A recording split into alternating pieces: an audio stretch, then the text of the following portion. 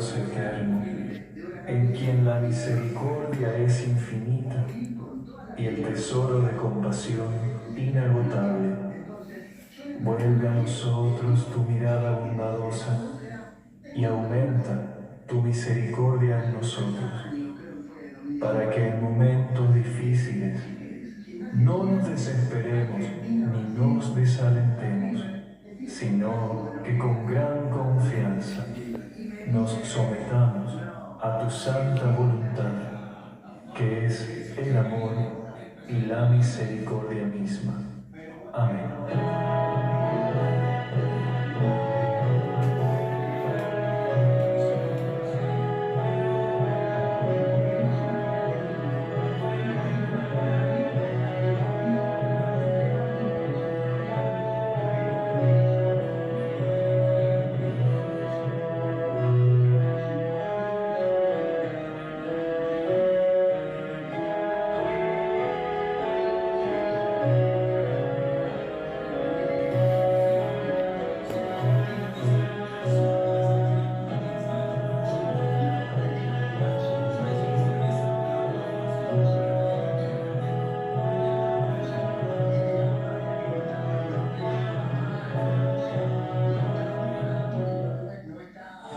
Desde la Basílica de la Inmaculada Concepción en Washington, D.C.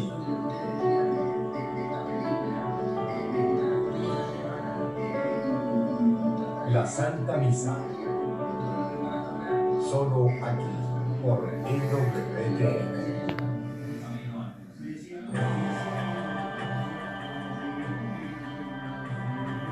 Hoy en día, en tiempos de libertad, hablar de Dios y temas profundos parecieran ser cosas del pasado. ¿Es esto cierto? No se pierda nuestro próximo Perspectiva Católica.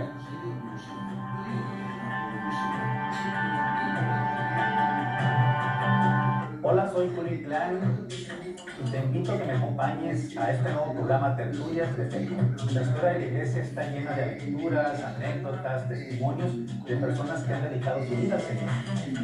Acompáñame en este nuevo programa de EWTN, donde tendré la oportunidad de estar con amigos de todas partes del mundo que nos contarán su historia. Así que te espero aquí en Tertulias de Fe, todos los lunes aquí por EWTN.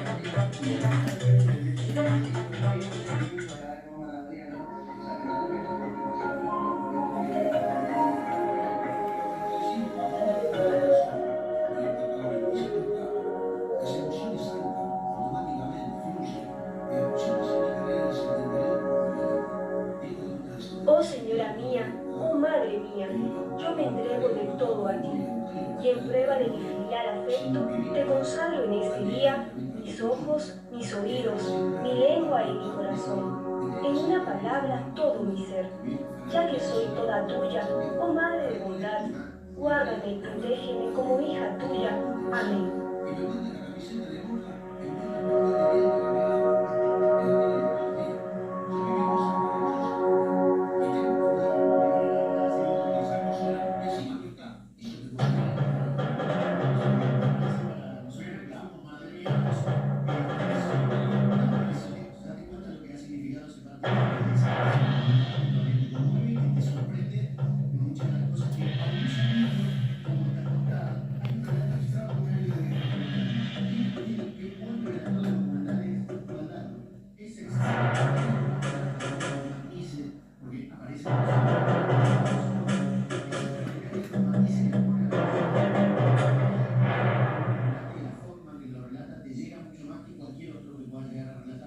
Entre 1936 y 1939, España vio brotar de sus entrañas el odio de sus propios hijos en la devastadora Guerra Civil Española. Este odio llegó incluso a tocar a la fe católica, fe que durante siglos ha profesado España, causando la persecución y muerte de 6.832 católicos, entre sacerdotes, religiosas y laicos. En 1961 apareció el primer martirologio de la persecución religiosa en España, escrito por quien hoy es arzobispo de Mérida Badajoz, Monseñor Antonio Montero Moreno, y publicado por la Biblioteca de Autores Cristianos. Esta obra recoge cada uno de los testimonios de los mártires. Conozcamos el testimonio de este autor y la difícil tarea de recoger la memoria histórica de estos martirios. Estamos hablando de los años 50, cuando ya habían pasado 12 años del final de la Guerra Civil Española. En ese contexto había como un clamor universal por conocer a fondo todo el desarrollo de la tragedia de España. Muchos lo hacían porque no habían digerido todavía en su corazón o la derrota o la victoria, y de algún modo estaban espiritualmente las armas enfrentadas.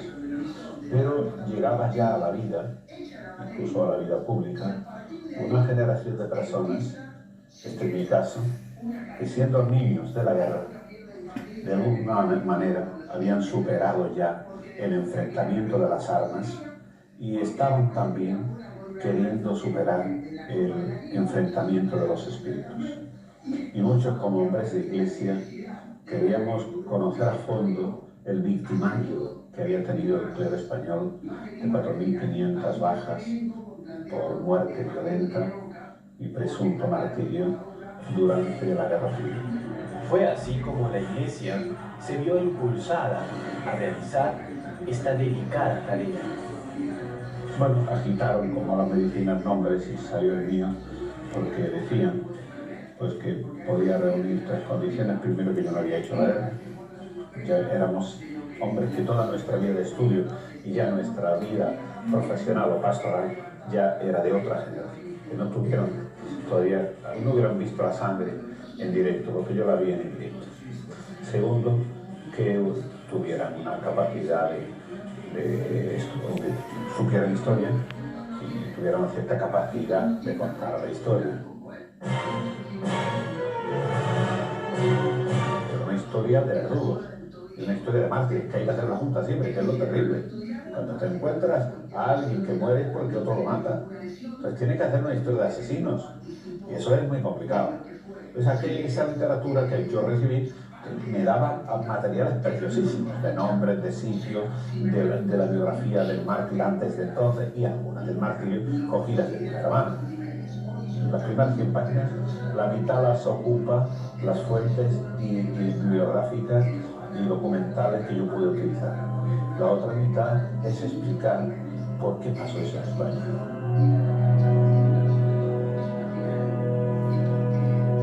¿Por qué tanto odio en un país tan católico? Si en España no hubiera habido católicos, nadie hubiera odiado a los católicos. En España estaban, o estábamos, ya no están ciertos, todos bautizados en la Iglesia Católica.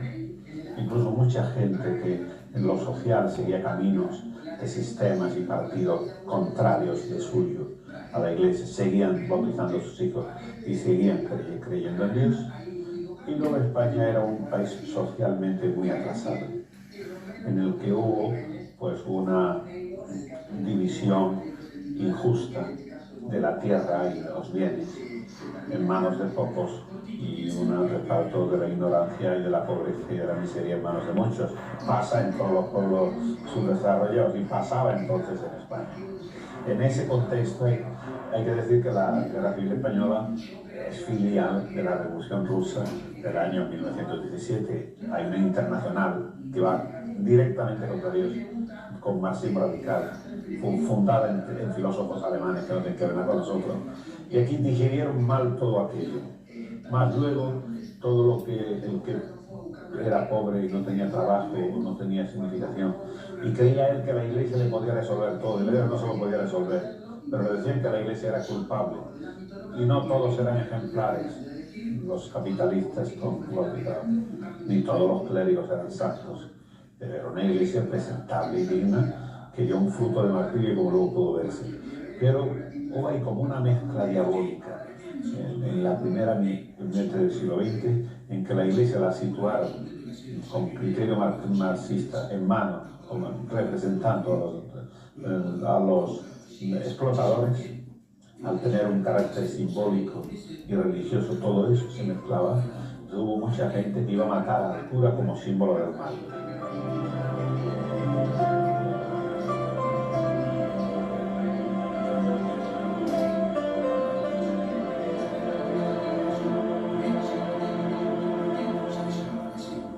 cuando ganaba la España republicana, que llamábamos roja entonces, pues la gente más exaltada, los más fundamentalistas, los más agresivos, creían que no se podía hacer una justicia social y una democracia en España sin eliminar al clero.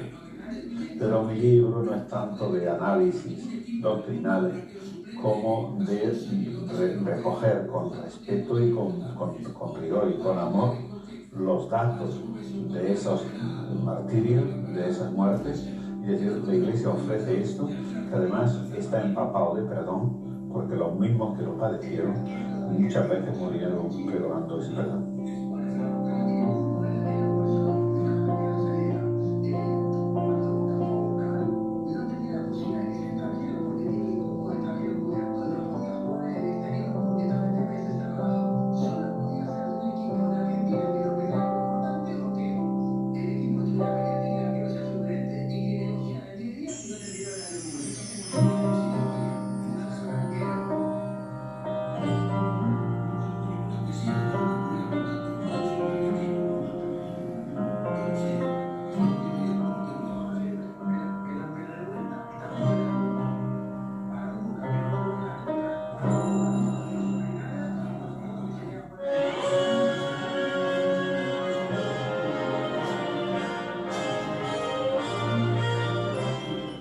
En vivo, desde Washington, D.C., la Basílica del Santuario Nacional de la Inmaculada Concepción y EWTN presentan la Santa Misa Dominical.